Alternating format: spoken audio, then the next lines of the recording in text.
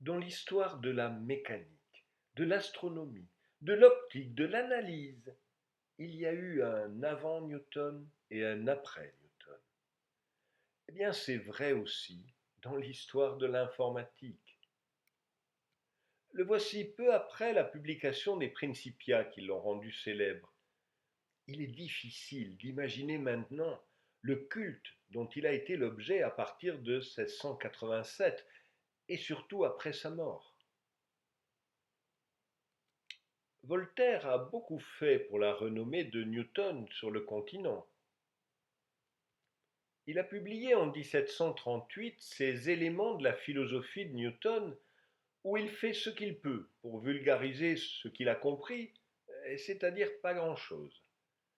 Comme c'est ce qu'il sait faire de mieux, il entame son livre par un poème à la gloire de son idole. En voici juste une strophe pour vous donner une idée du ton. Ce ressort si puissant, l'âme de la nature, était ensevelie dans une nuit obscure. Le compas de Newton, mesurant l'univers, lève enfin ce grand voile, et les cieux sont ouverts. En Angleterre, même si le ton était légèrement moins grandiloquent, les sentiments étaient les mêmes. Voici l'épitaphe que propose Alexander Pope à la mort de Newton. La nature et ses lois restaient cachées dans la nuit. Dieu dit que Newton soit, et la lumière fut. Personnellement, je préfère. En même temps, on ne m'a pas demandé mon avis, et c'est une autre épitaphe qui a été choisie. Newton a été enterré en grande pompe, avec tous les honneurs possibles, à l'abbaye de Westminster. Il a eu droit à un magnifique monument, avec une belle représentation allégorique de la sphère céleste, et au-dessous, une épitaphe en latin, gravée sur une dalle de marbre. Voici ce qu'elle dit. Si J. Isaac Newton, chevalier, qui par une force d'esprit proprement divine, éclairé par ses mathématiques, a démontré le premier le cours et la forme des planètes, la trajectoire des comètes et des marées de l'océan. Il a exploré les différences des rayons lumineux et les propriétés des couleurs qu'ils produisent, ce que personne avant lui n'avait imaginé. Mortels, réjouissez-vous qu'ait existé un tel ornement de la race humaine. Comme vous le voyez, c'est la mécanique céleste et l'optique qui sont cités. Les mathématiques n'apparaissent que marginalement. Pourtant, les choses avaient commencé différemment. Elles avaient commencé ici, dans ce manoir, par une enfance plutôt solitaire. Il était orphelin de père et un peu délaissé par sa mère, qui s'était remariée. Newton enfant s'était fait remarquer par un goût aussi vif que singulier pour toutes les inventions physiques ou mécaniques. Il s'était fait une provision de scies, de marteaux, de toutes sortes d'outils, d'une dimension adaptée à son âge. Et il s'en servait avec tant de dextérité et d'intelligence qu'il n'y avait pas de machine qu'il ne sût imiter. Son goût pour l'étude ayant été plus fort que le désir de sa mère de le voir s'occuper de sa propriété, il était allé faire ses études à Cambridge. Puis à l'été 1665, une terrible épidémie de peste s'était déclarée et l'université avait fermé par mesure de précaution. Il était retourné chez lui et pendant les 18 mois magiques qui ont suivi, alors qu'il n'avait pas encore 23 ans, il avait inventé une grande partie de ce qui l'a rendu célèbre. Le calcul différentiel, la gravitation universelle, l'optique, etc. Voici comment lui-même évoque cette période une dizaine d'années plus tard. En ce temps-là, l'épidémie de peste des années 1665-66 m'avait obligé à fuir Cambridge et à tourner mes pensées vers d'autres sujets. Puis il évoque les calculs auxquels il s'amusait et il ajoute: J'ai honte d'avouer jusqu'à combien de décimales J'ai poussé ces calculs quand j'en avais le loisir, car en fait, je prenais trop de plaisir à ces recherches en ce temps-là. Vous croyez qu'il était occupé à inventer l'optique, la gravitation universelle et le calcul différentiel? Non, non, pas selon lui. Comme il n'avait rien à faire, il jouait avec des calculs numériques et les poussait jusqu'à un nombre de décimales qu'il avait honte d'avouer. Et il avait raison d'avoir honte. Encore il ne savait pas que l'université de Cambridge mettrait en ligne ses cahiers et que le monde entier pourrait voir jusqu'à combien de décimales il poussait ses calculs. Quel calcul? Celui que vous voyez sur cette page concerne la quadrature de l'hyperbole, qui est dessinée en haut à gauche. On sait bien maintenant qu'une primitive de 1 sur x est log de x, et que donc la surface sous l'hyperbole entre 1 et x est le logarithme de x. Mais on ne l'exprimait pas encore aussi clairement. Newton était précisément en train d'inventer le calcul intégral. Le calcul que vous voyez sur cette page est celui de l'aire sous l'hyperbole entre 1 et 1,1, donc le logarithme de 1,1 qu'il calcule avec plusieurs dizaines de décimales. Comment Newton s'y prend-il? Son outil favori est le développement en série. En gros, il traite chaque résultat comme la somme d'une série, sans jamais bien sûr se poser la question de la convergence. C'est comme si pour lui n'importe quelle fonction était une série entière, ou plutôt un polynôme de degré infini. C'est comme cela qu'il dérivait, qu'il intégrait, et finalement qu'il résolvait des équations différentielles. Il était donc amené non seulement à ajouter et multiplier des séries, mais aussi à les composer. Et dans ces opérations, une série revenait souvent, l'inverse de ax plus b. Vous la voyez plusieurs fois en haut à gauche. Le développement en série de ax plus b élevé à une puissance quelconque, non entière, éventuellement négative, eh bien c'est ça la formule du binôme de Newton. Le cas d'une puissance entière positive était connu de très longue date. Ce qu'a fait Newton pour le binôme, c'est d'écrire le développement en série pour une puissance quelconque. Pendant ces 18 mois où Newton, entre guillemets, perdait son temps à calculer, on a l'impression qu'il se fabriquait ses propres outils, un peu comme quand il était petit. Sauf que les outils en question étaient le binôme de Newton, le calcul intégral, les équations différentielles. Et il n'y avait pas que cela. Il se fabriquait aussi des méthodes de calcul numérique, et elles étaient diablement efficaces, au point que ce sont celles que nous utilisons toujours, les meilleures possibles.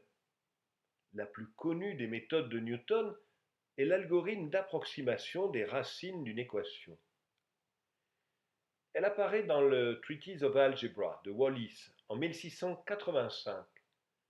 Il faut dire que Newton lui-même a très peu publié et encore assez tard. Wallis dédie un chapitre à une nouvelle méthode pour extraire les racines d'une équation. Et il explique qu'il a vu cette méthode dans les lettres de M. Newton. Et il fait aussi référence aux prédécesseurs, Viet, Oughtred, Harriot. Il est vrai que la méthode de Newton était assez proche de ce qu'avait fait Viet. En plus, Newton ne l'avait pas écrite comme une suite d'approximations et il ne l'appliquait qu'à des polynômes. Cette méthode dite de Newton-Raphson a en fait été publiée pour la première fois sous forme moderne par Simpson dans cet ouvrage de 1740. Le nom de Simpson vous dit quelque chose. La méthode de Simpson est une méthode de quadrature, en fait un cas particulier d'une méthode plus générale, dite de Newton-Cotes. Raphson, Cotes, Simpson sont autant d'émules de Newton qui ont publié et expliqué ces idées. Voici ce que dit Simpson. Pour résoudre une équation, il faut prendre la dérivée. Dans le vocabulaire de Newton, c'est la fluxion, et elle est notée x avec un point au-dessus. Il faut diviser la fonction par x points, donc, retrancher de la valeur précédente et on obtient une nouvelle valeur beaucoup plus proche de la vérité, dit-il. Ah oui, c'est bien la méthode de Newton-Raphson que nous connaissons. Mais ce n'est pas elle qui a eu le plus d'importance pour l'histoire de l'informatique.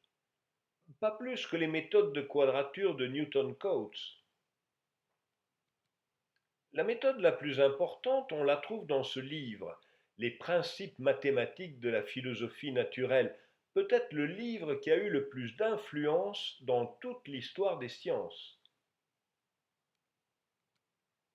Vers la fin, Newton donne un lemme pour expliquer comment trouver une courbe du genre parabole, c'est-à-dire pour nous un polynôme, qui passe par des points quelconques.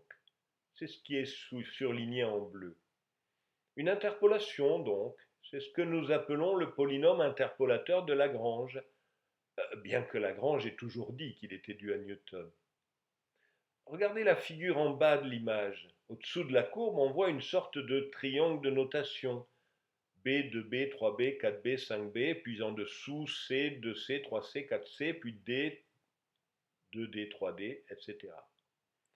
C'est ce que nous appelons les différences divisées. Newton ne publiera cette méthode en tant que telle qu'en 1711, bien qu'il l'ait utilisée depuis 1665. La figure est plus claire ici. Le principe est simple. Disons qu'on se donne des abscisses régulièrement espacées et qu'on veut calculer les valeurs d'un polynôme en ces abscisses. On considère les différences entre deux valeurs successives, puis les différences entre différences successives, etc. Si le polynôme est de degré n, les différences d'ordre n sont constantes, tout comme la dérivée d'ordre n est constante. La magie est qu'il suffit de partir de cette différence d'ordre n constante pour calculer les précédentes en remontant, et donc le calcul des valeurs du polynôme en autant d'abscisses que l'on voudra peut se faire uniquement par des additions. Newton est parfaitement conscient non seulement que c'est le moyen le plus efficace pour calculer une table de valeurs numériques, mais qu'il est applicable à n'importe quelle fonction pourvu qu'on s'en donne une approximation polynomiale. Voici ce qu'il dit toujours dans cette même lettre d'octobre 1676. Ce qui a été dit sur les tables de ce type peut être appliqué à d'autres qui n'ont rien à voir avec la géométrie. De plus, il suffit d'utiliser la série pour calculer 30 ou 20 ou même moins de termes suffisamment espacés et les autres termes seront calculés par une méthode que j'avais presque décidé de décrire ici pour l'usage des calculateurs. Ce qu'il veut dire, c'est que jusque-là, on ne savait calculer des tables que pour les fonctions qui avaient une formule de calcul spécifique, comme les fonctions trigonométriques ou le logarithme. Grâce à sa méthode, c'est n'importe quelle fonction qu'on peut tabuler. Mais évidemment, quand Newton emploie le mot computer, c'est à des humains qu'il pense. Mais quand Babbage écrit au président de la Royal Society en juillet 1822, c'est d'une machine qu'il s'agit, celle qu'il appelle Difference Engine, précisément parce qu'il l'a conçue pour calculer des tables numériques par la méthode de Newton. Voici ce qu'il dit. La première machine dont les plans ont été dessinés est capable de calculer n'importe quelle table au moyen des différences. Et sur la performance algorithmique, il ajoute une propriété remarquable de cette machine est que plus grand est le nombre de différences, plus la machine l'emporte sur les calculateurs humains. En d'autres termes, si on augmente la précision, donc le degré du polynôme d'approximation, le rapport de performance en faveur de la machine augmente. Bon, tout cela était bien théorique. Je sens que vous aimeriez un petit ragot pour détendre l'atmosphère. Le problème avec Newton, c'est qu'il était plutôt austère. Le style people, c'était vraiment pas son genre. Heureusement, on peut toujours compter sur Voltaire. J'avais cru dans ma jeunesse que Newton avait fait sa fortune par son extrême mérite. Je m'étais imaginé que la cour et la ville de Londres l'avaient nommé par acclamation grand maître des monnaies du royaume. Point du tout. Isaac Newton avait une nièce assez aimable, nommée Madame Conduit. Elle plut beaucoup au grand trésorier Halifax. Le calcul infinitésimal et la gravitation ne lui auraient servi de rien sans une jolie nièce.